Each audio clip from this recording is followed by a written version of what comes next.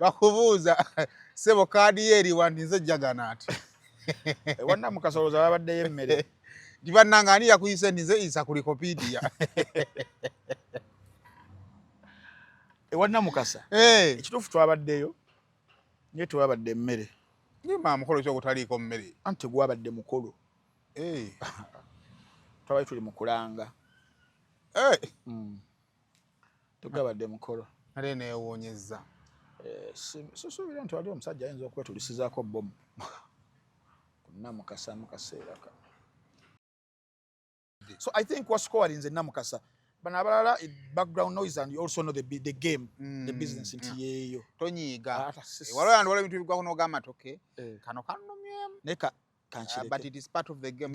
Kubanga I've said maybe the same sometimes. Yeah. Ate in fact Simon that is maturity. Usanga omuntu asobola okutuka mu situation eyo na realizing naga nentambi nange ninachi nayogera bali waba njogeddeko wano. Let me let go. Kati bo njogedde nabo. One Jasmine yagamba nti yes tasobola kwegana Dan Flavor amumanyi ngani kakati awe wali obuzimu nti yali amumanyinga nannyini mu kusooka era nannyini Dan Flavor atuuka n'alimba n'abawanuka nti ennyumba oba ennyumba eyo apartment zize ng'omuntu mpulira era wakati awo n'amugamba nti bino ebibadde opangisa katonotono osobola okugulizaako ddala nenkuguza ekifo neweebaka otulo myaka na myaka neweebaze yazimba otyo ne bakkaanya sente ezibalirirwamu ezaali mpitirivu nnyo naye wano mu kusooka ne bagamba ne bakkaanya kansooke nkuweeyo obukadde ana so payment plan nyumba ye munyonyo nga yali agiguze ebbeeyi rayisa ana first installment nti bakkaanya sente katugeze miliyoni nga 2 oba 15 whichever ne bagamba kati payment plan so kuweeyo ana Jasmine nakati obukadde ana n'abuwaayo though obusente obwo bw'ekinaku si bwa kinaku Jasmine akola sente Dani ejjo n'ayogera n'agamba nti okumanya omuwala oyo mubi natandika okubeera nga amukiikiika ebigambo nti ennyumba eyo yali mpangise bati aba ali awo nga Jasmine agiwanise ku kitimba nti nnyumba yange yalina yatekawo nnyumba yange ng'alinga yaguze Jasmine yatekayo ennyumba eyitaliiye ku social media. That is according to who? To Dan Flavor. That is according to Dan Flavor. Also, how could you have known what is happening at Sheraton Hotel when they were hanging out at New Best Guest Hotel in Nankula? Kuberi busega Nankula. Haima. Mwana Anna. Esi wabire ekimansulo. Kati kategeddeyo kati. Anna. Awo yali ali mukulaba baana nga bamugira. Mwana Anna. How are you informed of what's happening in a place where people actually went to school, learned, and respect what they did? An angry 55-year-old man sketching life. So, what is a sketch? So, an angry 55-year-old man sketching life. Sketch oba tonna kuba map osooka no kuba doti vote. Kuga sketch kubangu kyatangaza mu bulamu tonna babufu.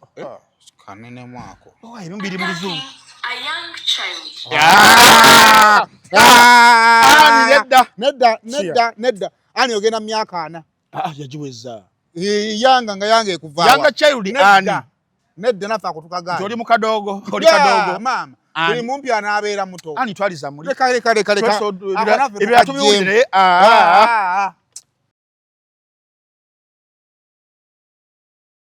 Nana Herbal Mouthwash lyeddagala ettuufu lye nakakasa mu kujjanjaba endwadde z'amannyo. Amannyo gakuluma bw'ossaayo ekyokya oba ekinnyogo gagasanyalala bw'osenya ovaamu olusaayisaayi oba ogayiza ludda lumu. Senyesa Nana naye weegendereza abafere tebakuguza kappa mu kkutiya. Musange mu famasi zonna. Nana yakakasibwa National Drug Authority. Mu musuubuzi munnange nawe walina ekirooto ky'okusuubulako e Dubai nenessanyu okukwanjulira banno ba Clarion Integrated Logistics Solutions abeesigika era abeesimbu mu kutambuza ebyamaguzi by'okuva e Dubai paka e Kampala e Uganda nga biyita ku mazzi oba konnyonyi ku bbeeyi ejja mu nsawo yo. Twesige ku Clarion tukuyambeko okutuuka wotosobola kutuuka mu bwangu nga kagayise ku mazzi atwala ennaku 18 zokka ate eya kago atwala ennaku 3 zokka okutuukako ku woofiisi yo. Tusangibwa ku Diamond Trust Building omwaliiro gwokuna akasenge 411. Kati osobola okukola oda y'obutereevu ng'oyogerako ne Nankabirwa Siteera ku plus 971 582 noti 58 noti 79 oba ku WhatsApp ku plus 256 756 846 772 oba jangu butereevu ku ofiisi zaffe ezisangibwa ku Hamri Airport Edeira mu Dubai. Clarion lw'okusaabaza ebyamaguzi byo mu bwesimbu okuva e Dubai paka e Kampala e Uganda mu nnaku 18 zokka.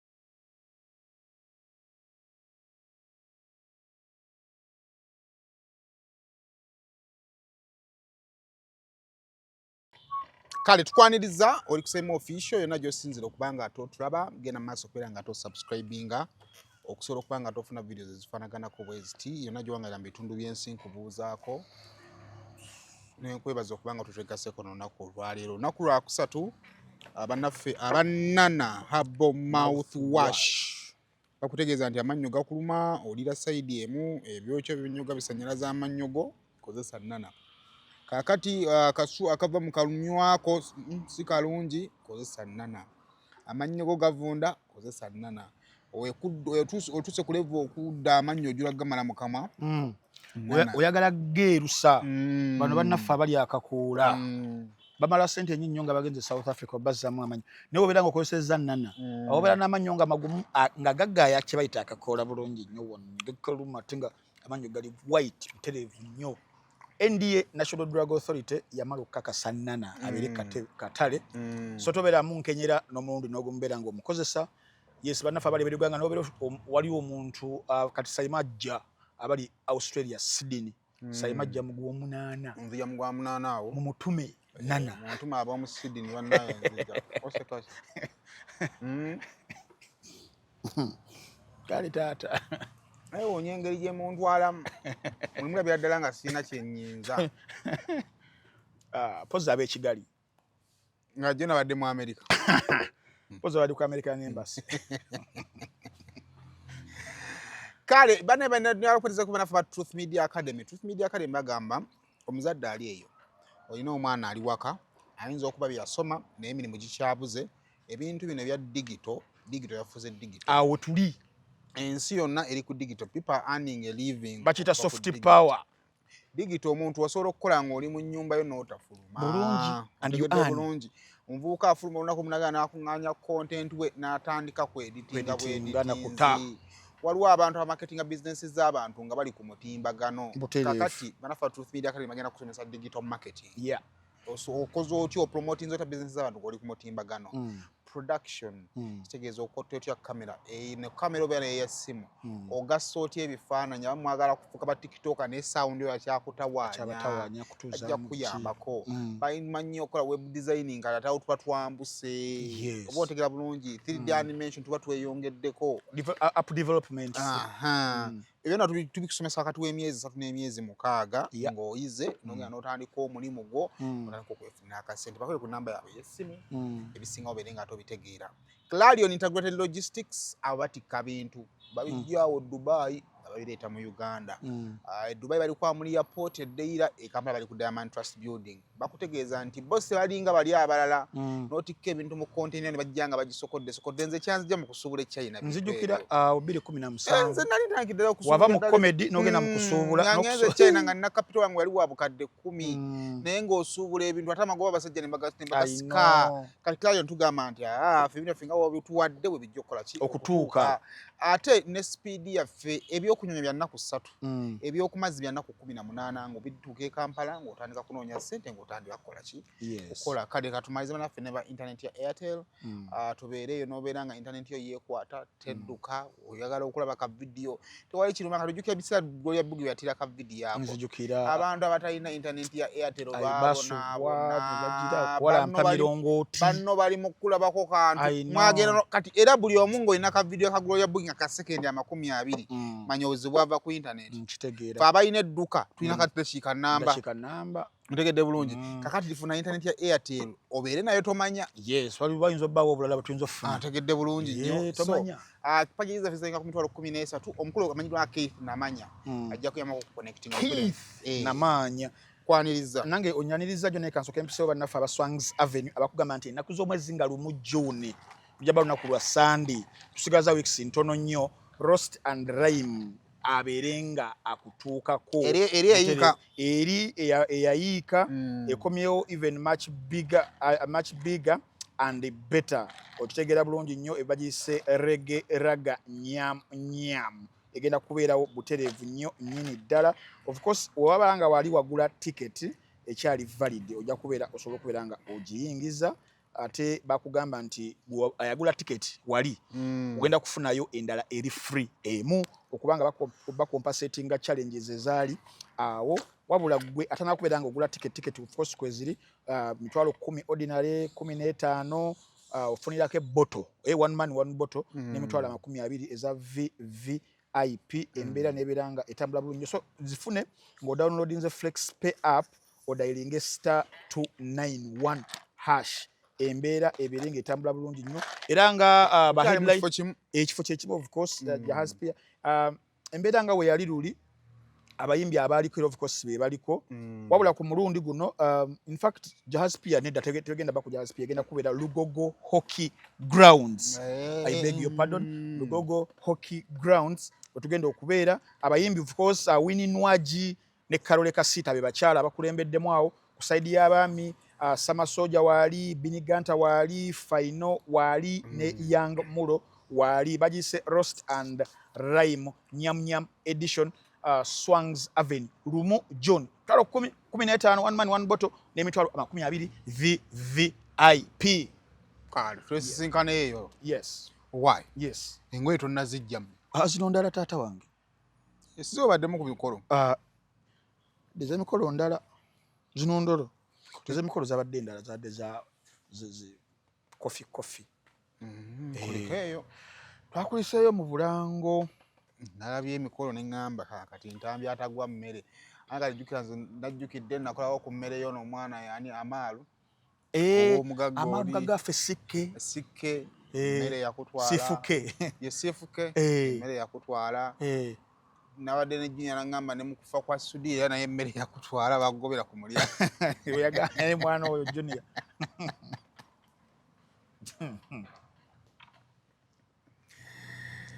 Owala yagambye nti bali bezira vvumbe bwe bawulidde vvumbe nga bafuna amakooti gaabwe nga basonga ne wanna Mukasa bakulabidde awo bakubuuza sebo kaadi ye eriwa nti nze jagana ati wanna Mukasa olowooza babaddeyo emmere nti bannanga ani yakuyise nti nze isa ku likopidiya wanna Mukasa ekituufu twabaddeyo nye twabadde emmere ngema mukolo kyogutaliiko mmere anti gwabadde mukolo twabadde tuli mu kulanga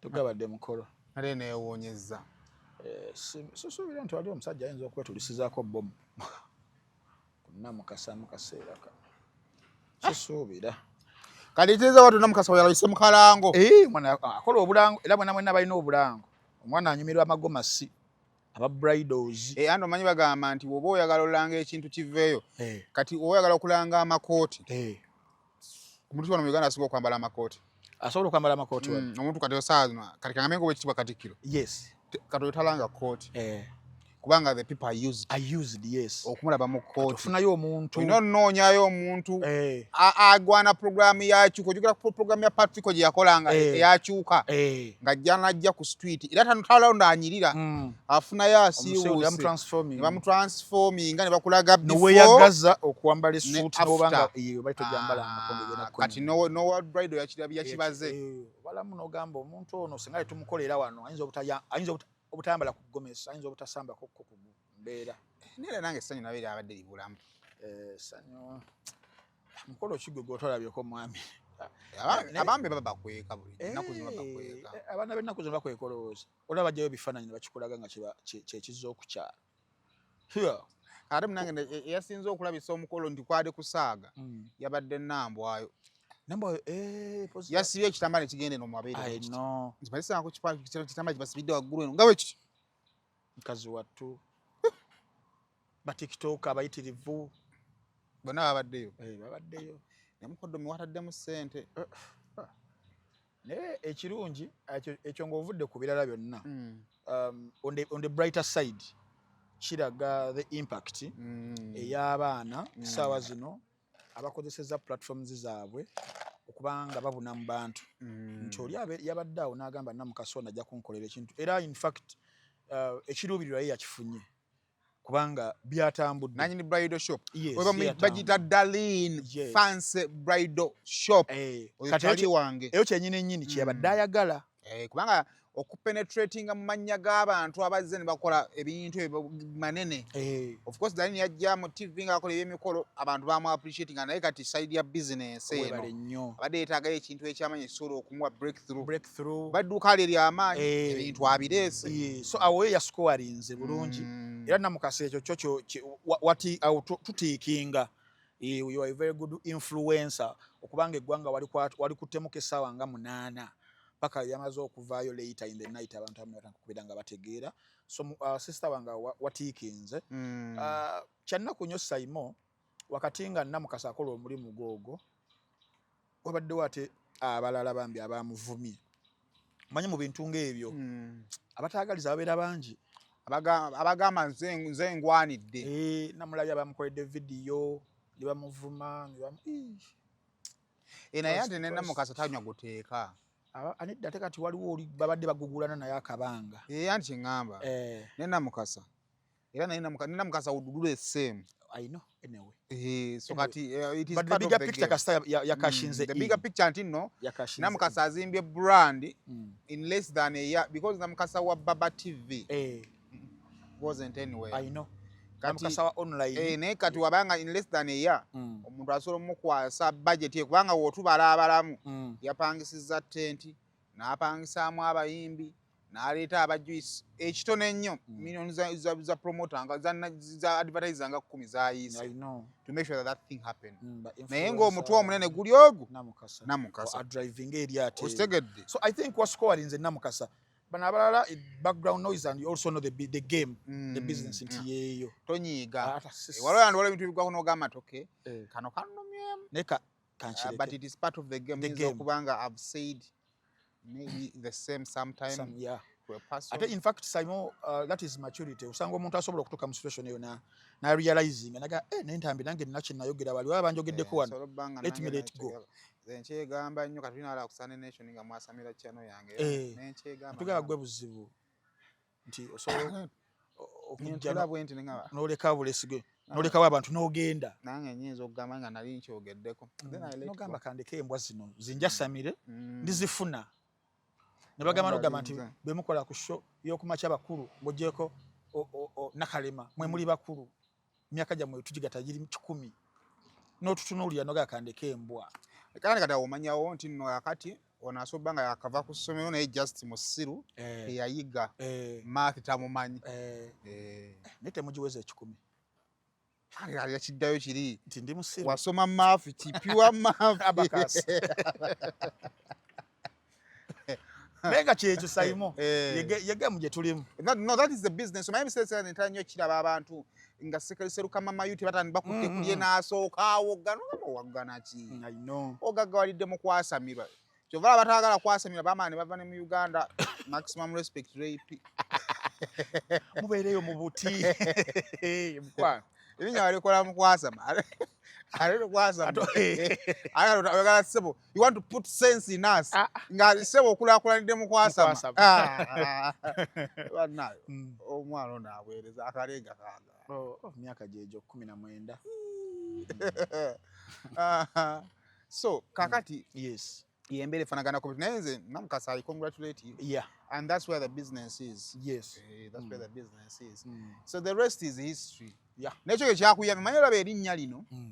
Abantu bali eno bali mu dina yagamba nina erinnya nga you wait olunaku lumu to test ddala erinnya olikolaki osobola okuyugumyako ku ggwanga n'olikwata mukko okitegedde bulungi waliwo ekintu ekiggwako n'olaba embuzi nga zikomentingako nga zikumanyi n'ogamba kati okay thank you God ipsos yange wedde I know in fact kadolaba ng'ekyo ekya show yammwe tubeera mu debate ng'ejja whether bayogedde kyo baki awo manya ogenda owuli oli awa comment the moment nze nali mbaddeko omuntu nga njogerako n'abuuza oyo ani ate ekyo kintu kinene n'omuntu ne bwakuvuma naye nga kyayogerako akimanyi yes gwoba omaze okuyitawo I know kubanga bingi betusobola okwogako ne babuuza ate ekyo kyekiriwa ate ekyo kiri luddawa you're talking about TV zinoyogera ku TV gyokka ne babuuza ate eyo yeeriwa oba okitegeera bulungi so wabanga namukasala bagamba kongs kitegeeza akumanyi waba wagamba nti kanyumye kale egemba baba kitegeeza akola ki akumanyi ate nga ffe kyetwajja okunono e Kampala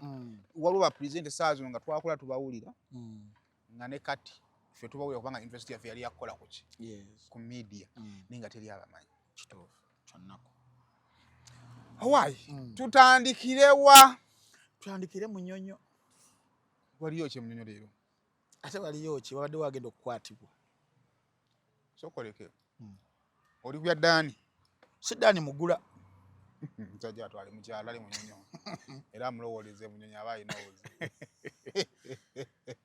Dan Flavor Flavor yampiriza ku nemesi twalina n'okukola interview naye mama nnaku zino mbadde nina ebintawaana ayina yagala mukubirako njala kunoonya wano enamba yekyagirina Dan Flavor sigwe twalangira ekivulu last year kye yalinawo ku East Africa tulina mukwano gw'omusama awo yatuteekamu ssente mukwano gwange oyo oba yabulirawo omukyalo oyo yampanga ku ssente mukwano oba ompuliriza yongera emikono gyange abasama banayenda we Boston sijja kwogera linnya lyo naye okitegedde lawo tutya tujja kujja tubeegatteko eyo so musajja atwalira abadde atekebwako obunnyogoga neyeenigusa bakujja kwenugusa n'abuuka oba yalooswa niamulooteddeko essaawa zino singa kooti etudde singa agenda ku meere eruzira yebakeyo sabbiiti nga 3 pozi eruzira gyebagamba ogenda okubakira eringi kuba kufa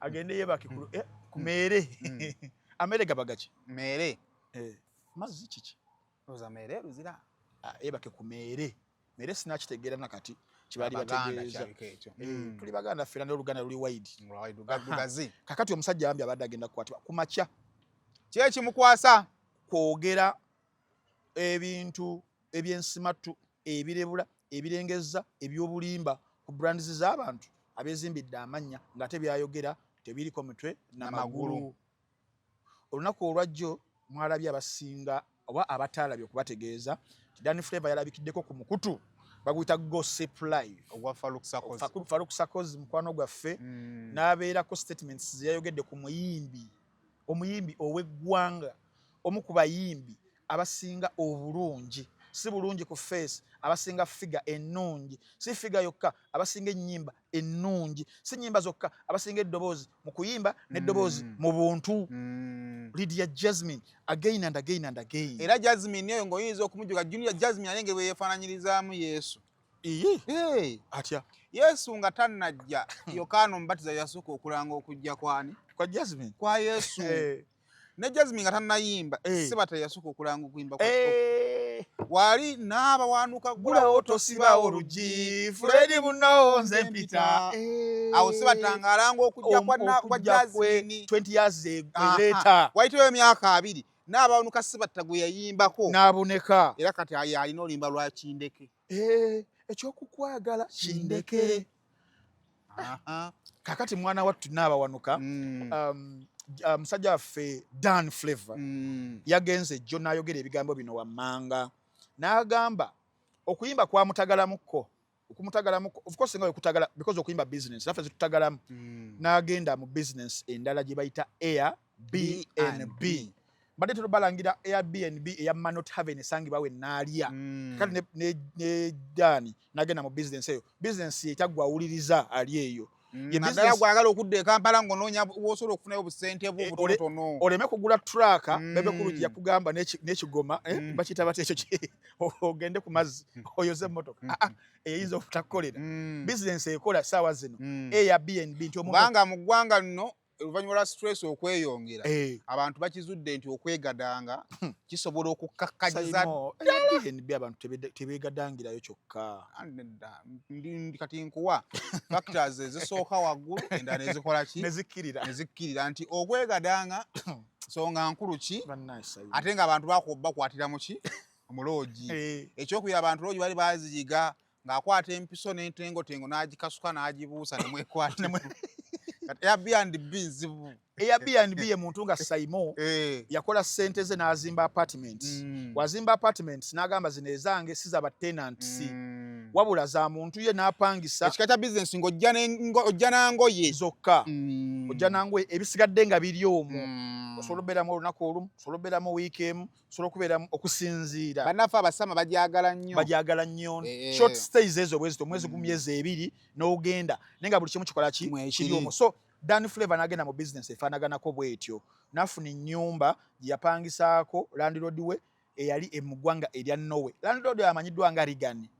Abamanyi Zari Tiralera omu ku bakyala era abasinga obulungi muntu we nnyo Zari mukyala wa gundi wa Shakibu nga mponya egambo eddene badde ndi mutima owonye so bamukwano ne Reagan era babeera side zeeyo we batyo so musajja watu yakeera cha nazimba ennyumba ezo so Dan Flavor najja nakola kina nazimpangisako mu kunoonya business wano abapangisa mu balala abajja client eyajja yenna abawanuka era n'akonkona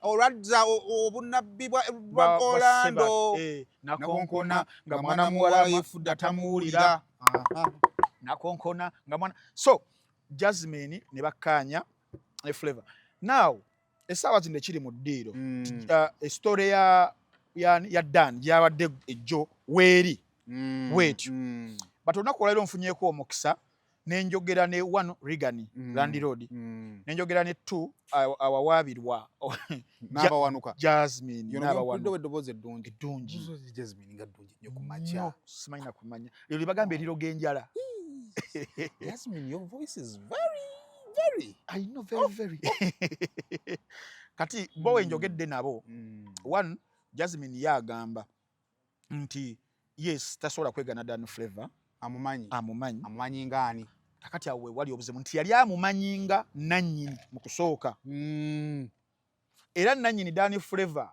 atuuka n'alimba n'abawanuka nti ennyumba oba ennyumba eyo apartment zize ng'omuntu mpulira era wakati awo n'amugamba nti bino ebibadde opangisa katonotono osobola okukugulizaako ddala nenkuguza ekifo neweebaka otulo myaka na myaka neweebaza yazimba otyo ne bakkaanya ssente ezibalirirwamu ezaali mpitirivu nnyo naye wano mu kusooka ne bagamba ne bakkaanya kansooke nkuweeyo obukadde 4 mpayo obukadde 4 so payment plan agula nyumba ye munyonyo nga yali agiguze ebbeeyi layisa ana first installment nti bakkaanya ssente katugeze miliyoni nga 2 oba 15 whichever nabagamba kati payment plan so kuweeyo 4 Jasmine nakwata obukadde 4 n'abuwaayo though obusente bwo bw'ekinaku si bwa kinaku Jasmine akola ssente ennaku zo Jasmine ayadde alina nnyimba Jasmine y'omu ku bayimbi abasinga obbeera booked wano mu ggwanga n'endorsement ezo bwe tukakkanya nnyo gundi za blessings z'abantu tubitaka mu bunaku na Katonda janyiiga so kubanga omuntu abadde n'ennyimba emyaka 2 consecutive luli alina luyimba kiruli best friend nze maama wange olwa last year zayimba jazz so jazz nakwata obukadde 4 though mu mboozi ya Flavour ya Joe ya quotinze obukadde 24 whichever. Now Dan Joe n'ayogera n'agamba nti okumanya omuwala oyo mubi natandika okubeera nga amukiikiika ebigambo enti ennyumba eyo yali amupangisiza mpangise bati aba ali awo nga Jasmine agiwanise ku kitimba nti nyumba yange yalina yatekawo nyumba yange ng'alinga yaguze Jasmine yatekayo ennyumba eyitaliiye ku social media. That is according to who? To Dan Flavour. That is according to Dan Flavour. Era Dan Flavour n'agamba yeewuunya nnyo nga taba ku masquerade alinga nga Jasmine. Wabula wano ku Land Road ono amanyiddwa nga Rigani ye mu kupangisa tenant ono amanyiddwa nga Dan Flavour. Bakkanya ku business. Business yaki? Ya Airbnb. Mu business ya Airbnb ayi topangisa. Njopangisa omuntu ba myaka 2. Kyawala besigala Airbnb. Okitegeera, so there is no way osobola kukwata n'ogamba nti kale yitagenda kugula nyumba but agenda kupangisa kata wali kigoye wezinge asookera ddala. Now Jasmine ye mu kwogera naye ne ttiimu ye balina obukakafu bwonna obulaga nti negotiation gye bagendamu ya transaction eyo yali yakumuguza ki nyumba. Era they wrongly believed Dan Flavour abaguzize nyumba wano yayikubira londe nyumbani na pamoja akayimba kwatambula nnyo kakananga afunye sente zigula ennyumba. I know. So omuntu anegula Jasmine nti bakufeze ye Zari the boss lady. Zari yakuya Jasmine amugamba Zari kasaya girabanga agiwanise agaba naye mwana wange amugamba ennyumba agifunye oti. Ennyumba yo si ya Rigani. Ebintu ebyo byebimu omala okwanjula omusajja wo omutimba oli akugamba owa omusajja gw'otimbye ng'ayina nnyini ye.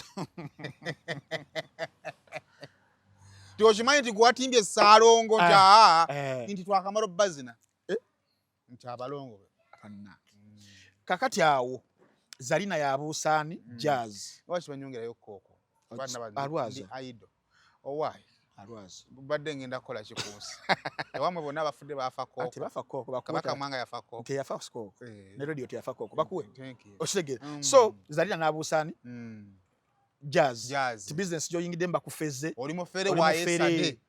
Jazz kwe kubuuka ne guuni n'akitegeera Dan Flavour ti bamubuusi bamuneguse akakola okamanyi yakassaako tondeka nyuma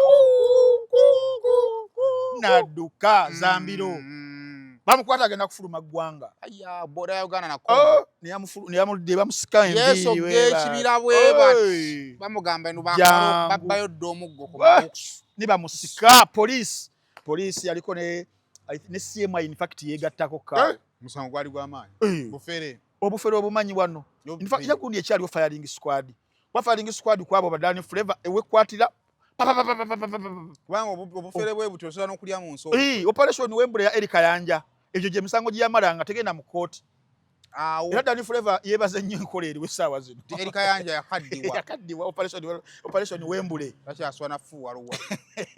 Kakati neyamukomyawo yamutwala kuba poliisi etwala awo Bunga Kansanga biki Munyonyo yekabalagala bagenda ekabalagala ne bamwebasaayo ne baggulawo ki omusango n'olunaku olwaleero lwennyini osi atwala police station yekabalagala everything akindazeeko emisango egyali gigudda ku Dan Flavour. Ate kyewuunyisa omuntu atajja Dan Flavour mu ddubi ate ye muntu gwe yali anyaze ani Lydia Jasmine bambi ekisa Jasmine kyali eyo ne kiraba omusajja wanudde tudde talinako bajja talinako baluganda talinako mikwano bamuleseeyo omukwano gwafe yatusasulira obulango yatanajjambulamu bwe Jasmine olw'ekisa kye ekingi n'agamba bambi ssebo nnyo alina ekisa olulala kitiirika kiringa mu bisi agamba jja kakati musajja wattu bambi wuuyo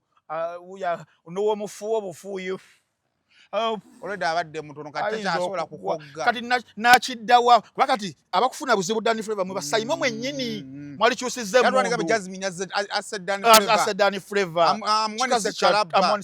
Kalabba kenyini. Kasinga n'akabesije ke bamusuubiza. Dan Goni n'agamba Jasmine baddange kugasamo kama yampa ekitone kyange ekyokuyimba nkyasobola okuddamu n'enfuna ki sente endala. Let me count my losses. Ziri ne kati nkyakikola ki ekitone kyaleta sente ziri zo. Tunalako n'agamba Mukama Katonda ekitone wakimpa kyampa olimbala kindeke ne kimpa olwa first class. Kyampa amasuuka kyampa biki era ekitone kijja kukola ki kijja kunzira. Aya satuka ku kitone kyamu amasuuka ekyo. Yasabira muri. Ndi musiru. Abantu batulaba. Twogera ebintu bya magezi otandise ku you have a perverted mind. Akantu okongerayo ne kasoro twaliza muri. So Jasmine bwatyo ekisane kimumera nakuba essimu n'agamba omusajja mukole ki mumute then tufune ekisane kimera kikola ki ekimukwata okwata kyamukwata ekimera kiba kirala sayimo katukole ne wano tukola era abantu baffe essanyu nedda kanyongere kakooko wano emboozi ewoomere tolina byakukola omwagala yamugunzigo ayisiwo ne kalina ettutu bannaye kaliyanga Desmond tutu kagenda tumazisaawo sente zaffe nga tuzunyweramu soda wake kanaalabirira abaana soda ewenkumi ebbiri era tugenda malawo sente wiiki ejja tulina fees. So Jasmine n'agamba engeri nze gwe babbye mumute then to structuring a plan engeri gyayinza osasulamu sente zino okitegeera bireme kugenda wala era in fact eyo story teyalaba ku musana twagiwulirako. So Jasmine concealed the story n'accounting losses ze era ennyumba n'agivaamu n'agenda ki ewalala okitegeera n'ayiyo obulamu obulala ewalala. Nannyini nnyumba ayogerwako kuba gundi jakoze ensobi ejjo olaba wano tuba twogera bannange tukonsidaringenga nnyo images z'abantu ne brands z'abantu n'okufa ku abantu babwe families zaabwe n'abantu ababamanyi. There is no way wogenda mu kamera sayimo Dani yagenze mu kamera n'ayogera ebintu simanyi lwaki Faruku yakisazeemu n'agamba nti omusajja oyo Origani yagambidde nti bana abali ebisiike that was very wrong. Yali amukwana simanyi anti kati awo byebimu Jasmine eno ng'anoonya ne Rigani eno ng'anoonya wakati Rigani ayina omulimu gw'okutukakasa kwa omusajja agambye muli bwabiki wabisiike kati Rigani anatukakasa atya ono who alleges must prove saayogerwako mu mateeka mbadde eno neeralikidde kati Rigani agenda tukakasa atya ono Danny Flavour yalina okakasa ebintu ebyayogeddwa nti Rigani muli wabiki alina okujjayo oba yali amukwanyeko audio note video biki byonna amusanga munda kakati eyo byonna Danny oluwulidde ebyo byonna nagamba nze Danny Flavour pozi mujja kukwata Flavour zino eza shisha naye nze Danny nagumaza mbiro nadduuka era nga byaduka ku mundi ogwasooka ali musaizi y'abaana abasinga okuduka bakiprotiki sepetik n'agumazaako naye simanyi oba n'agumaza mbiro kubanga wabanga byayogera abikakasa there is no way lwaki obeera odduka obanga wabyogeredde mu kamera kitegeeza you have all the proof nti osobola okuyimirira ku bigambo kuba alina ne gwagambyeko abadde amukubidde essimu gwadde bagenda okukola naye interview namugamba nkitegedde mwagala kunkwata mmwe naye babawaana twesange ku impala nzije n'abasirikale bange nawe ojja n'ababo twekuba amasasi Serunjoji John yani nfaako namanya gabaga basumba ago. So yeye embeera ebaddewo ku makya g'olunaku olwaleero side ze mu nnyonyo awo weewatyo mutaasiza tutya Flavour wetuyinza omutaasiza nga watuwadde ku bujulizi olaba nga wenkugamba ekigoye weezinga aliwo kati wano tuli mu kwanalizinga nkubulidde facts ku njuyi zombi Jazz byayogera ne Danny byayogedde abamu bye mwalabi nawe wano wakati ku side ya Jasmine ayina okuprovidinga the agreement eyamuweebwa Flavour yali yakumuguza Zaawukana tenants agreement ndala ne ya ownership okubeera ng'ogula ndala. Which kind of agreement did Flavour? Because toyinza kunimba Simon tusobola okukwata kati gwe Simon lewa n'ogibeera mu 10,000 okola endagaano. Nga sina jja dola. Noba airtime nga nkola na company gula airtime 10,000 tukola endagaano. Kati tewaliwo mbeera nga sente ziri in the region of 18 to 40 million ezoogerwako. Olina bawe endagaano. So details eziri mu ndagaano zigenda either to exonerate Dani oba okugira Jasmine. Kwa Dani yasobola okusigala ku kino nze sente sizigaana nezaali za kupangisa. Ono yagamba wali ongozezza ensonga lwaki n'ennyumba yagikola ki yagipostinga. Kati ye Reagan kyatayagala kwe kumuwayiriza nti kubina kwatava. Buttocks. Era munyivu ate in fact mweno story asenga obunyivu ye Reagan. Bangambi tosobola dofuna omusali n'ogumusalako. Tasalikako musali. Mwana wange Reagan bakusibyeko ekigambo bannaye. Nga omusajja Flavour watumukwata atuwa obujulizi funisa embuteeka otuota mu lukiko mu mateeka Flavour tagenda abatalina musango nkubulire lwaki statement yayogedde abali b'ebisiike. What is bisiike? It is a common word used okukweka. Has it been gazetted somewhere that it means this? But in public it is understandable. Mu mateeka Simon nemba nze nga nzige babadde obwalooya tompangula kwawo. Olaba wano mu defamation kasobera ng'erinnya lyo alias tikawalaata tewaligira okuligira eri odigazeti nga wonna kiki ekiraga gwe kawalaata yo kagenda badde njogera tojjukira ku Kinyamatama ku musango gwa Zaake ng'erinnya Kinyamatama ye yanyinge gye yali wetamu Kimatama kati Lukwago yabuuza Kinyamatama give us your ID read your name mukazi n'alisoma bulungi ne bazanya ka audio do those names look the same nga kifaanagana kimu Matama okibo mulamuzi libate bogera kuona Matama ne gali ga Kinyamatama era sebo Zaako omusango n'aguwangula kakati wano ebisiike ebitegeeza so bagamba Kinyamatama agako kali safe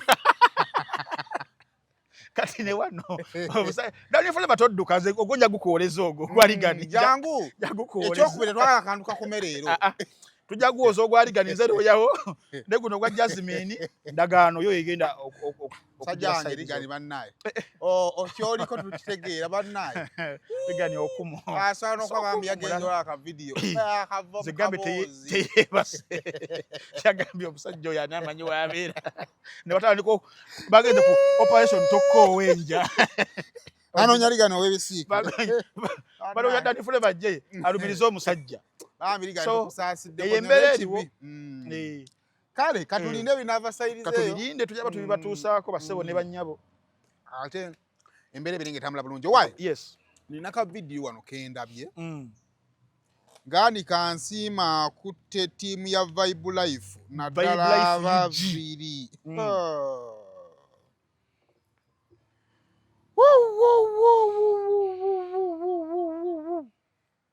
kakyabakola nkoko baana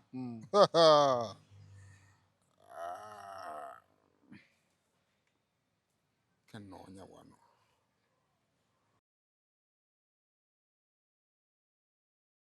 Nana Hub Mouthwash lyeddagala ettuufu lye nnakakasa mu kujjanjaba endwadde z'amannyo. Amannyo gakuluma bw'ossaayo ekyokya oba ekinnyogo gagasanyalala bw'osenya ovaamu olusaayisaayi oba ogayiza ludda lumu. Senyesa Nana naye weegendereza abafere tebakuguza kappa mu kkutiya. Musange mu famasi zonna. Nana yakakasibwa National Drug Authority. Ffe aba Rosemary Beddings tukuleetedde kalonda yenna ow'omu kisenge wamu n'ow'omu nnyumba. Rosemary Beddings tusangibwa Kasubi okuliraana ebitaala nga wakaviira ddala ku mafuta ga Rubisi ngadde Namuŋŋoona. Oba otusange Nankulabye ku branch yaffe empya okuliraana Cheza Hotel. Tukuleetedde kalonda omuli bed covers ez'omutindo, blankets ez'omutindo, suitcases ennungi, amasuuka amalungi, neti mu buli size, mattress protectors, kuno kw'ossa emifaliso egitalumya mugongo, ebitanda eby'omulembe n'ebintu ebirala bingi nnyo.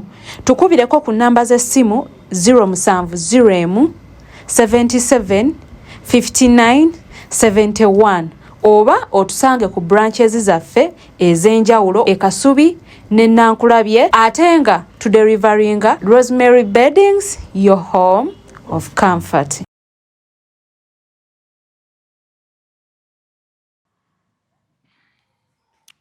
Mbadde njagala nsooke nkuzannyira akantu kano.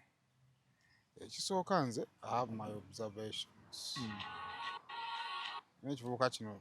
Hi ninjas, my name is Kansime and unlike all the other days these days, I come with only gratitude. I'm so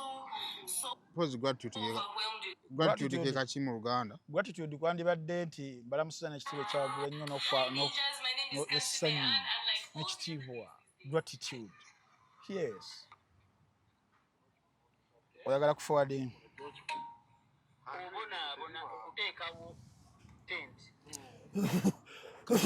Sendi. Bakola remarks. Ku show ya Ana. Ana Kansime. My name is and I don't want you to hear, but very same show. I need you to see the opinions of some very mature, aged. Nebano omuntu akuleko Mature kitegeeza ki? Mature omuntu nga mu bwongo olowooza. Mature aged. Mature nti bade tulaze mature kibeera kya mu bwongo ebikuvaamu. Then aged kulirira. Giba myaka. Fena tukula. We have respect for in this industry. Rockland. Ani Kansime enekivulu semavulu. Chaton Gardens wali. Yateka out batita Panaflex. Antu omulaba oku Sheraton. Walina ekizibu.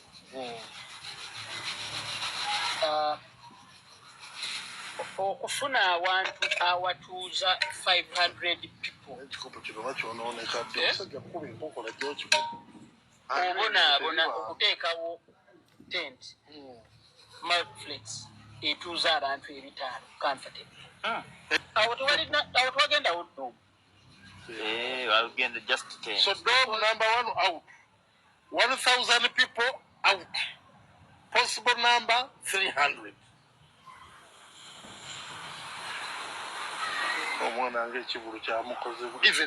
This right here is the same rubbish that slowed down the comedy industry about 10 years ago. If you think back, English comedy still couldn't afford the 100K ticket. Sandy, and you still had something to say about things you know nothing of. And guess what, Sandy? We could have invited you. You are an elder. Okay, you are old. Because also elders carry value, carry content in their heads. Right now, you are aged in this industry. We could have called you.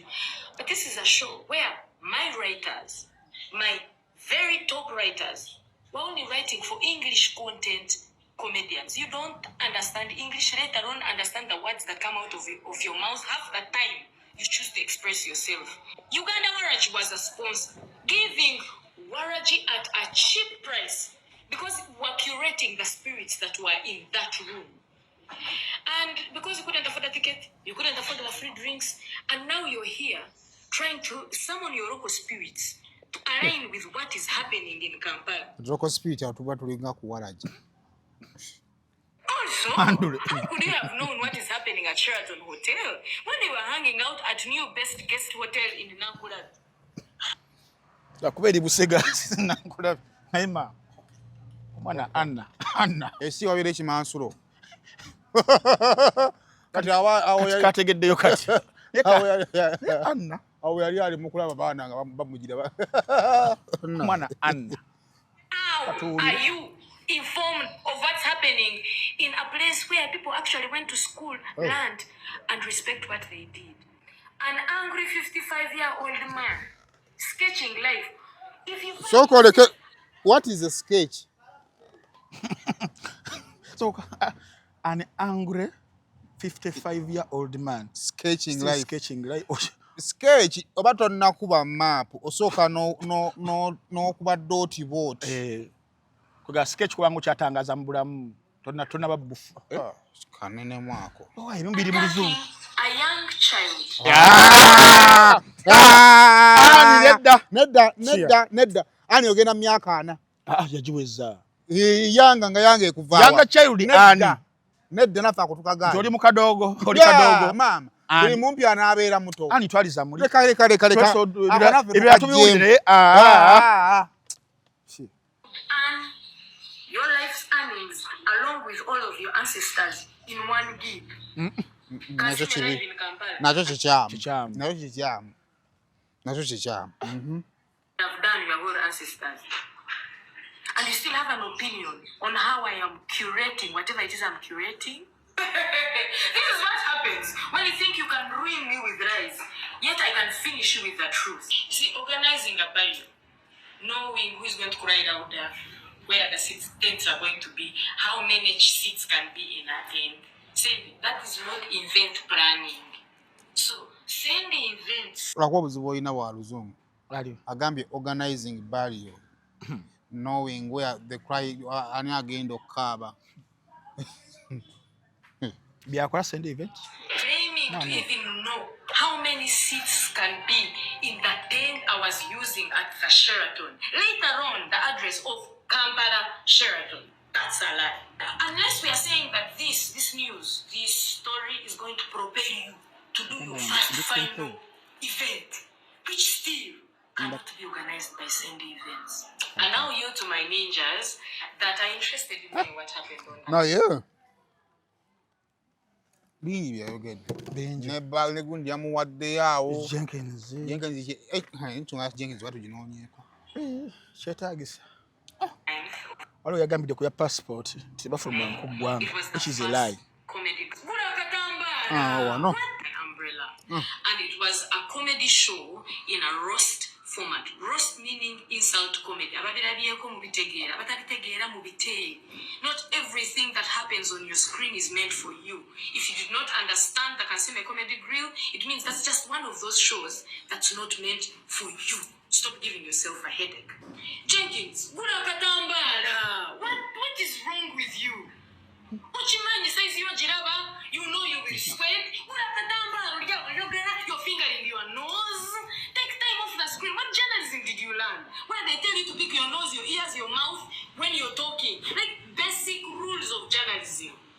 Jenkins, Chichi. Fasting a call no. And then there's a third guy. Baduru. I thought you were bad. Baduru. No man, no Muchiga. That is how raw the Bachigas are. And you can see me roasting. Omuganda agamba abatemye abalese bulere toseka nafajja tuddira now look at Saimo look now ntambi and yo ntambi anis ndeka. I thought people with big heads understand what is in your head. Is it porridge? Nanti. And ndeka, let us analyze the issues at hand.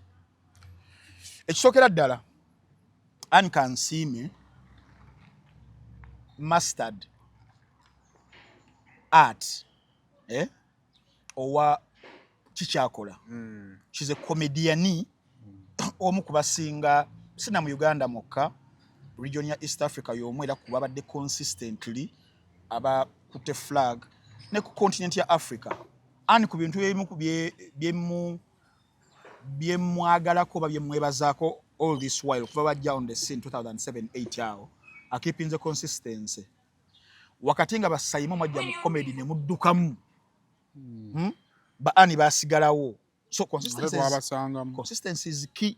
Omukyalo oyo omukwabo ate nga creatinze shows ezenjawulo ojjukira don't mess up with Kansime Citizen TV ne manejja ku NTV webale nnyo webatyo no in fact nwabadde n'omwami wo n'omupya balina YouTube channel yaabwe ne bakola ebintu ebyo akantu biki bingi yes Stasha Mayanja manager ndo katonda and for you nti place ye mu comedy eri cemented yo and the fact that she's a queen of comedy and we have a few Queens of Comedy bazine bakikola ki ne bakimaking. I think there is Anne, there is Cotilda, then now Akiti naye najja n'awalula mukaawo, others we bali abachala but understanding ndoza ne competition yajja n'akikuba nnyo nti even ne mubachala ne mubami benyini ng'omutaddemu dominating abangi nnyo. So that is Anne for you nti ekitiibwa kye ze Simon mu bimu ku bintu byensingo okunyumirwa is comedy because nagezaako n'okumuwandiika. Ani erijo akoya MDD nasoma drama sewa and film Makerere University. Nenga drama kyensingo kwagala element yali ya comedy. Mwagala nnyo comedy. Ye mwagala nnyo. So era mba respecting anya abana ba comedy abana ba standing the test of time nga ba Anne Kansiime. So Anne kuna ku lwade lwa mukaaga lwa kutaano. When was it? Ndabe waliyo shows Friday. Yes, nakola Anne Kansiime ba roast Anne Kansiime something like that concept ya later. Concept yeyo empya. Wana mugwanga eri ya Uganda. Mukubeera empya bantu bangi nnyo era namutiirirako ne ngamba oba concept ena abantu banagitegeera lwaki mu mwaka gwa 2012 ku Urban TV kwaliko mukwano gwange nnyo gwali ayita Joseph Opio. Sawa zino yo mukwa writers ba Daily Show nganga lya America. Trevor Noah show yagivaako but ye Joseph yasigalako ng'omukwa writers bayo. Ikala Opio gundi yali omu ku writer be. Daniel Omara. Omara writer mulungi nnyo. So Joseph ayita concept yali bayita LOL. Lolo. Ku Abani. Naye concept yali mpya nnyo nti tetwa reception yayo teyali nnungi. Era yakola seasons zalinga 2 n'akita. Nagenda nanoonya where they could accept that kind of comedy bwatyo wa punchlines, laugh traps, webityo. So ani kino kyalese kyabadde kipya ku comedy wa Uganda mukaseda kanu Saimo comedy tumanyi state mwali tabadde nnungi nnyo yagwa nera ba ani balaba Fan Factory bagezezzaako ennyero okusigaza ekyabwe because bo bali nnyo mu drama oyo ne ba creating ebintu byabwe kubanga balina ba writers abalungi Buju omu kwabo. Actually most of them ojasanga ati Bujingo is a graduate of MDD mwasoma bimu. Kuliko this small Tuwanje kuliko this small guy yava mu Ebonies gundi Michael Kwezi Kaganda. Then abala benzo balina degree za MDD eziwera omukaaga then babya n'abali na just experience bebasobola okuwandiikira nabo. So there is continuity kyobola abafani ekikola vis-a-vis no mu stand up gye mwali creativity mutono olwokuba nti no bingi bagamba benava mu comedy n'agwira ddala. I know bakyogerako gwali amukwatiridde osiriwala. So that is a simple profile of Anne Kansiime. Ani alete kintu kya roasting gye kyava tekyali kyaffe. Roasting etandika mu ggwanga lya America, that was 1904. N'atandika nga bagatta ba celebrities naddala abayimbi aba TV personalities n'abaki ebiseera ebyo naye nga bakola invite only bo ne beerostinga bennyini. Nekijjanga kigaziwa kituuse mwana kituuse mwataana 1950s tatso okubeera televised. Waliwo gayidi bali bayita Dean Martin yalina show bali bayita Dean Martin celebrity show eyo nga yakwerostinga era bajjukira mu 1960 bulira mbw abajjukira teri ayinza bijjukira kuba abasinga tebabawulira byafaayo nejja mu mainstream popularity. Ne Dean Martin yakola roast eyamala ebbanga lya myaka 20 era muzimu ku episodes ezasinga okukwata omubabira abantu mwe episode mwe yaleetera Muhammad Ali mwe episode mwe yaleetera gali yali amuyita Frank Sinatra mwe episode mwe yaleetera ne Ronald Reagan yali president wa America. Nejjanga ekula atuyingidde wano mu 90s 2000s Jerry Springer show then tuyingidde mu bino ya Comedy Central NBC etandise okubeera nga ebiteekayo tuyongedde mu episodes ezimu abantu zebajjukirako eya Pamela Anderson 2005 Justin Bieber 2015 Charlie Sheen 2011 ba Snoop Dogg bazenga ba bakery nenga bateekayo buli mwaka sasa even Netflix ebiteekayo webityo. So concept eyo nga yeetya ya kubeera nti no nga wakyogedde insult comedy. Insulting it is only in comedy where you can get away with okitegeera kutyobola mukagenderere naye webeera nga comedy ngolinga kitegedde comedy kizibu nnyo omuntu okunyiiga ebibeera bino bya ddala omuntu asobola okubanga akola ki ng'onyiiga. So bali bannaffe babitandika dda naawo nti ba celebrities oba personalities ab'enjawulo babakuŋŋaanya naye babeera nga beba roasters nabeerawo ne roasty Rosti abeera guest of honor nga olaba nti Anne abakunganyiza Anne kweyo share kunganya 1 GNL Zamba na kunganya Gaitano Joko Kagwa na kunganya Mama Miriam Matembe na kunganya omukyalo no Prima Simu nyange ya mulabyeko na kunganya bania wa balala bojjukirawo wabaddewo a couple of personalities abachi abalungi kandi bali we bajjanga bakola kibakikola naye nga kibesinze nnyo ku ba writers era nga bayogedde I have writers abagira era ani kuvada na limba tekone kutimya ya bareta ba Ani yes akati obusebo kotuda yali atukulembera akuliko nze kwaliko Guy yage kwaliko omukebete akuliko Guy bamita Timo aina ne comedy night yawe ntinda optional nti show ebera egenda bayo December at least bayinga March April baba amaze do identify nga basayimo bani njogera kuba lingayo kibadde kikolebwa ne wano obuzibu obwazzeewo mu kya Anne era Anne nsubira ja taking this criticism mu good faith maybe bayite bakimuwadde now nti ba writers bano bayiya jokes oba insults ezo nga bamaze okubanga bali searchinga ku bulamu katugeze sayimo kariya ye badde tambula etya badde mu controversies cheese bagenda okujja mu jokes ezo na bichebe na be creating then batukirira sayimo nyamugamba are you comfortable with this kino tukirekemu tukijemu sayimo nabako bya growing kubanga sayimo aina brand yo protecting at the end of the day sayimo nabako byakkirizamu kino kachigende nga ndye mmere mukinjerege mu kwemere je wali akulumbe ekyo no kireka ne kipasi webale nnyo ndumukulye emmere yange semba ne mukwano gwange abanne banzira ne banti obula oh my god kakati awo nga batunula basketchinga nga basketchinga mu wazanyira comedy ne bikulema awo nga bawandiikawo nga bagamba kinabeerawo ke ekyo kyokusesanganyiza bunyiza ne bagamba kekyuka tukiteekemu so yes ne bagenda nga bagatta then they have your consent on byemujjo okwogerako byemujjo okunjerega ne mutajja kunjerega bannayo ojamjerege ne mukazi wange omweru muleke tembiteeka mu skande ya empise za bubi oba katugeze wafirwa muntu ngalidia tukireke then wakati awo ngo bamaze okuwa bibagenda okrostinga nitugenda kucha balance nti babalansingamu wakati mu kujerega ane bajeko kubimu kubirungi byo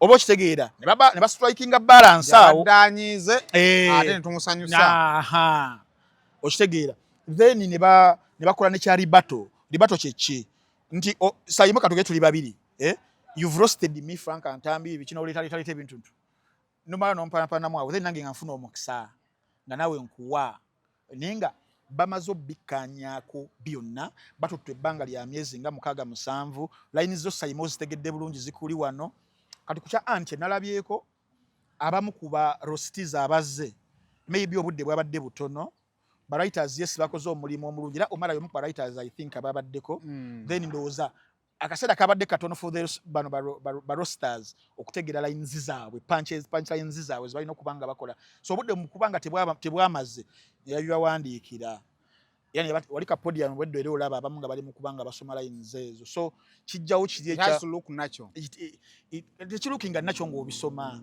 oba kitegera kati kyekimu ku element yavuddemu wali oba osubira a surprise oli nakuba munenga talina wasomye wadde because aba amaze okubanga buli kimba kimuyisizaamu kyekimu ku byamisinze mu kintu kyaki mu kintu kya Anne ekyo bwekityo but the concept is very very nice and very good singa kuba kati issue yabaddewo endala nti omu ku bantu bebadde bagenda okubeera ba roasters yabadde Shira Gashumba Shira olunaku lwagenza okutuuka ate nga yafunamu kodiiro eyo genda okukola Chop Life e Southern Sudan okitegeera naye nga ba writers bo basigala bawandiise insults bano zibagenda okubanga beevuma ngezimu Gaitana agenda zikubaani Shira ngezimu Miri agenda zikuba Shira kale ne balookinga ne sigala ku lupapula era walabye nga Gaitano yakubye Shira nga letaliiwo kyovola balunaku olwaliwo mbadde ndaba Kim Love I think today ekiro nga Kim Love Die Hard One wa Shira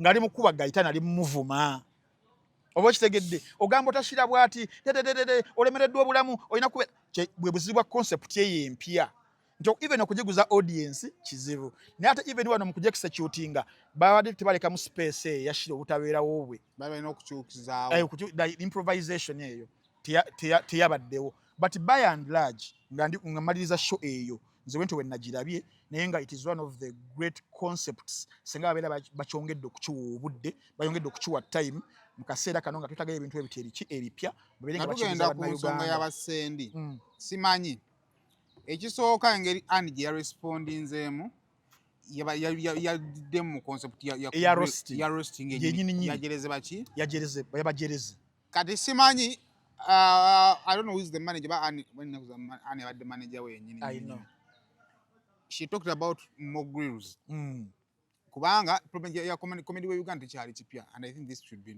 isolobbe kipya I know kati ate kino kyennyini Sendi ne Jenkins ne Bart ate basobola okubeera ba headliner I know bagundye eddako ba edition eddako naddala singa yes and you're looking at business I see because we tudda mu byaddala Sendi bye yayogedde they are realistic definitely Sendi byayogedde bituufu Sendi has organized shows nawe nyini awo wenyini yateeka show ya Rema yes Sendi alina business y'okuorganizinga tosobola kugamba mbuno organizinga ku film no nengeri ekayo okusobola okukakanya Sendi mu kutegeka oyina musa mikolo yes kati ate Mathi we ali mu kutegeka oyo Mathi gwe yakoze yali mikolo because tent ezikola ki yes naye nze ndowooza embanga you're serious into this business yes you're likely to have another show in the next 1-2 months bagala kukola annually bakikolenga gumu omwaka neri bakikola ngeyamaanyi naye nga abantu bagimanyira nti bayo gumu omwaka annual anyway kata kiyinza obbere but Sendi and the team they would be the next roasting ontegeera yes so kyendowooza nze naye for the good of the business ate Annie is good there Annie mulungi nnyo manyi olaba okuwandiikirwa kizibu nnyo Annie mpugo bawalayini n'agipiikinga in the next 3 minutes n'agideliveringa nga yagiyiza yes ayingira character era nejjoka video yako emukalaba kati fabadde mu art nyama bamusoma twalabye Annie ali mu character era kati nze nganze saanyize yine badde nyiga kyati bagamba nze but hopefully bano bajja mu understanding nga Annie yaze mu character to express herself ku idea empya gye yakoze eki gyali mu kubanga agunjaawo eya roasting nti yaze n'aba roastinga n'abajerega because era Annie nkimanyi si musiru kimala kubanga tamanyi bulamu bwa for example oba Uncle Eddie byazze akolera mu art ebirungi Jenkins omusajja abadde ebweru w'eggwanga tosobola gamba muntu alina wadde passport biki so kuba kujerega and I believe ne ba Jenkins if they take it in that tone ate mu kujerega tusobola n'okubuuka reality ne tufuna ekituwa neera Annie yabadde mu kujerega roast because yatuse ku bat n'agamba nti kati waki obeera n'abasajja abo abaavu nga gye mikwano gyo sudiru yakafiira omwana yeetaaga ki kampani kati okitegeera nti it's just kujerega but mu society yaffe eno sayimu okimanyi bulungi nti batono nnyo abasobola okuunderstanding okujerega n'okwevuma abantu bagamba kibakoza ngo Sendi bali kwade kujerega ate nga ne ba Jenkins kwe bakola buli lunaku hopefully I think Sendi and the team they also take it yes mu ngeri eyo kujerega so ribato yawe sagala ebere nga ategeera kubeera very very personal era nze kyano kinywe namwe mukomewo nga mwejerega because manyi tukimanyiza abantu culture ya ekintu ekyo obanye kyatta comedy kakati abantu bamanya nti Maria Kibiwajerega abantu it is part of comedy naye kino baako balance nti Maria Kibiwajerega omuntu oyina kati ngeri roast wano yeyogerera yes kati there is time woyina gwo okutikira roast no party eki ennungi yes n'atalabikanga gwe bakidde yes kati kiboba kati twakibuusa amaki mu bbanga ki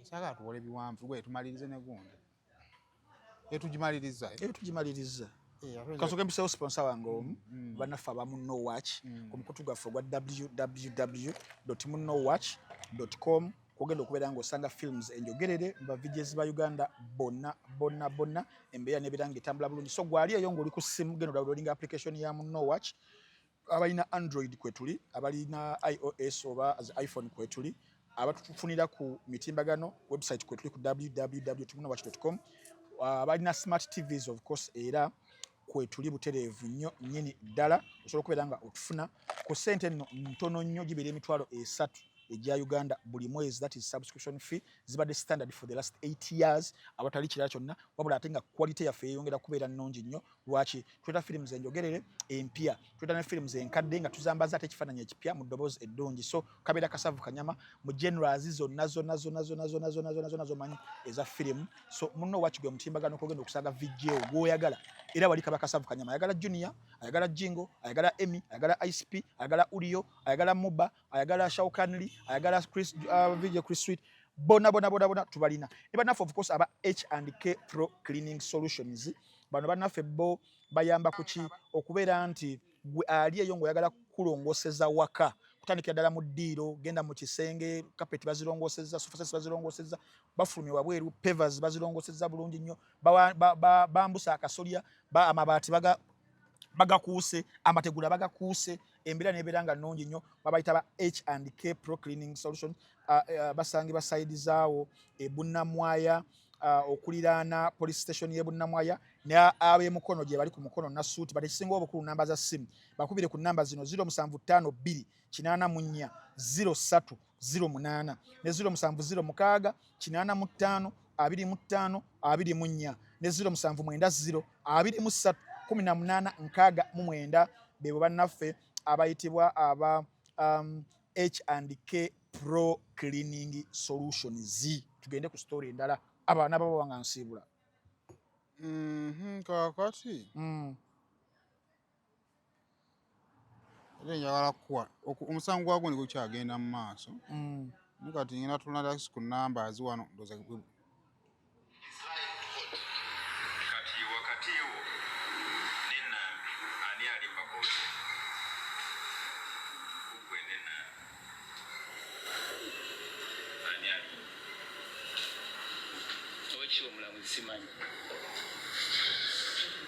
Thank you very much.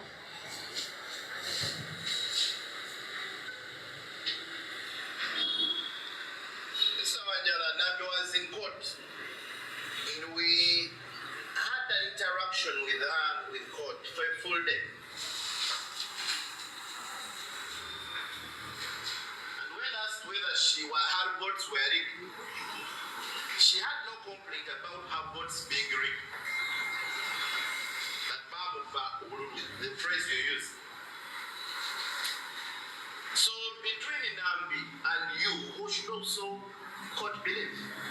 Kati Nambi abadde wano nakulamba n'abulira kooti eno nti teyabbibwa bululu. Yes, her complaint is not about her body. Era okwemuluganya kwe tekuli nti yabbibwa ki obululu. Okwo ekyoyogera. Abuuza kukwe naye ani muli. Nze okusinziira ssebo ekitiibwa omulamuzi ku polling stations nali between you and Nambi. Ayagala kwekyo is right. Simple that. Alimba ye agamba teyabbibwa bululu. You are even free to say you don't know because at least that one you have been told. Wadde mbogamba tomanyi kwekyo. Simanyi kwekyo.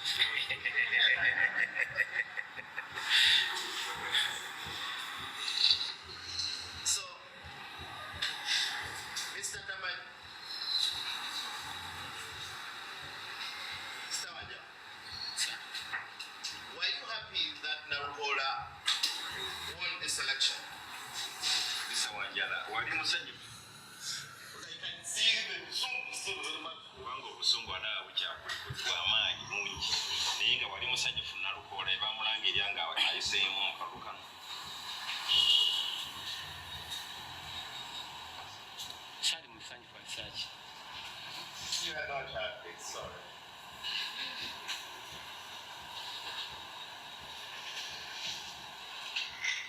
Mr. Wanyala, you will be happy to give you joy.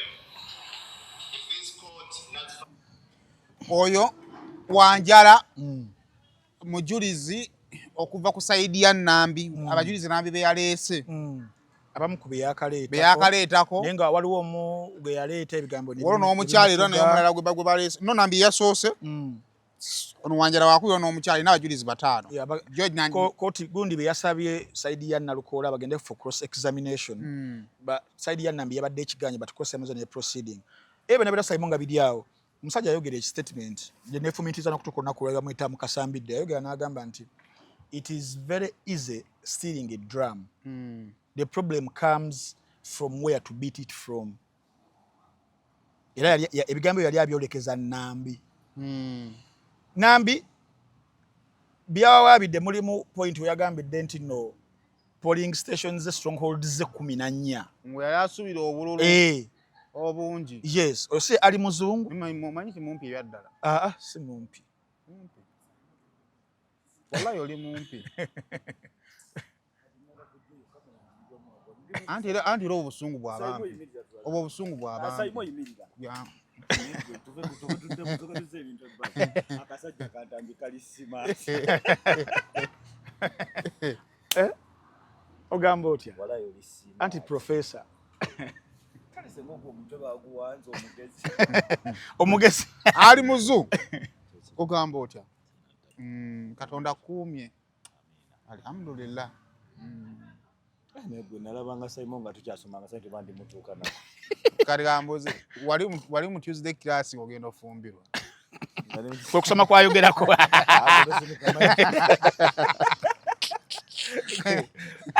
Tuesday class wanda banga. Ne ate inagumirawo.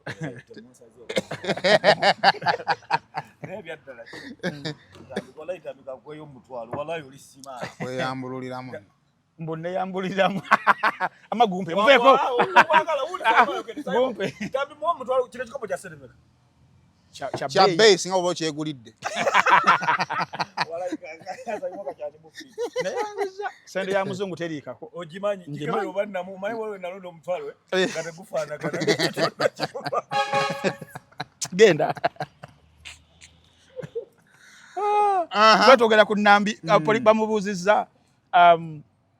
bamubuuziza were all the untold votes from 14 polling stations yours estabalibwa nabagamba those were my strongholds ne bamubuuza yana agamba I must have got the biggest share of votes yamubuuza how many nagamba I cannot answer that so she can't ascertain nenga te oyino kubeera wano ng'obujulizi obuleese are in fact substantiality nti obululu obuloza tino wali ogenda kubeera ng'ofuna awo wali bisobola kubeera nga bakyusa result because bayina difference ya bululu 8 okitegeera zino strongholds wali zifunyemu gobekaweko obululu ngeri yonna nawe abadde bakubiddeyo but ngeri obudde gye butugenzeeko ensonga yekyali mu ddiiro mpanvu but Biden yalina y'amaanyi nnyo ey'okuprovinga kooti naddala mu kaseera nga ku bimu byayogera irregularities ate waliwo level video bufulumye ng'ate abamu ku bantu abayonoona akalulu akutogera ku security bajja ate nga tebali mu kuprotectinga ye ngate ku side eri amuvuganya ge bali mu kubeera nga bakuba emigga emiyitirivu ennyo hopefully tunatuukayo eyo but this is something ekigenda okutumalira obumaliza obudde oba ekyagala okukeepinga Nambi into play nga wetulinda akalulu ka bbiri nze nange ekikuba Nambi kiyinza okubeera nga kimukubabirira yofuza engeri gyabibalamu one nti oli abagamba mugende mu musango ogwo tetugenda guwangula baguwangule then tugenda mu generations zize zimu ku presidents tugenda ogamba yi fenga mwatuwangula mukali twagenda mu court niragira tino oli awangudde so bye bimu kwebe this is just a political play eriwo Nambi is just a decoy tasobola talina wagenda kuwangulira musango ogwo kusinzira ku elements ingredients ezikola ki ezirimu tasobola guwangula ogwo just buying time and playing politics atutwaliriza paka wetugenda ogenda mu nominations mwezi gw'omunaana kyendabamu awo saagala nakwetoloola nnyo guyingira buziba waago naye nga temunaba naye kugenda njagala okubajjukiza aba Manot Haven Airbnb Danny Flavour agenda kwogeramuko naye mugamba ajja sookawo mulireko ku Manot Haven Danny Flavour sigenda kuwaayo gujangu ku Manot Haven oberenga owummulamuko embeera ng'etambula bulungi nnyo balina buli kimu kiwali etaze ewaka so wana abantu wojja n'ogamba sagala nakudda waka because buli kimu weekiri njogera ku fridge njogera ku kuuka njogera ku gas wali njogera ku chuma ekyoze engoye nga tekizikalizaawo njogera ku TV njogera ku bisenge bibiri ekya master bedroom n'ekyabagenyi ng'ekyabagenyi kirimu ebisenge bibiri njogera ku AC njogera ku wifi njogera ku mbeera ga security ennungi nnyo tewali bawugana ogenda kuwummula buwummuza okusinzira ebbanga so kuba ku namba y'essimu 070 55 8 33 nasembereyo ddala ye Biva Organic and Natural Health Products ajjanjabisa butonde omwami oyo Dr. Senjobe gendayo side zaawo nga ku masengere ojja kubeerengera Biva Organic ajjanjaba endwadde okutandikira ku pressure agenda ku sukali endwadde eziruma abasajja sayimo ino ku visiting awo bangamba nti olugendo lutambulako mailo 2 nga lwa kilometers ate nga 10 genda aberenga kwako kumanyi nobeero ina prostate enlargement agenda kubeera kujjanjaba namwe abakyala abalina ensonga za mwezi ekyala ngayo muzimanyi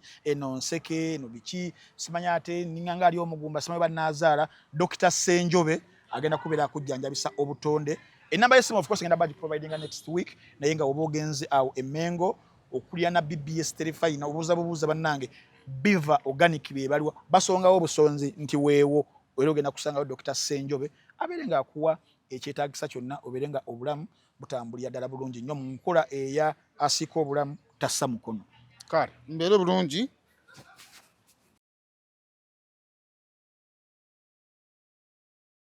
Nana Hub Mouthwash ly'eddagala ettuufu lye nnakakasa mu kujjanjaba endwadde z'amannyo. Amannyo gakuluma bw'ossaayo ekyokya oba ekinnyogo gagasanyalala bw'osenya ovaamu olusaayisaayi oba ogayiza ludda lumu. Senyesa Nana naye weegendereza abafere tebakuguza kappa mu kkutiya musange mu famasi zonna.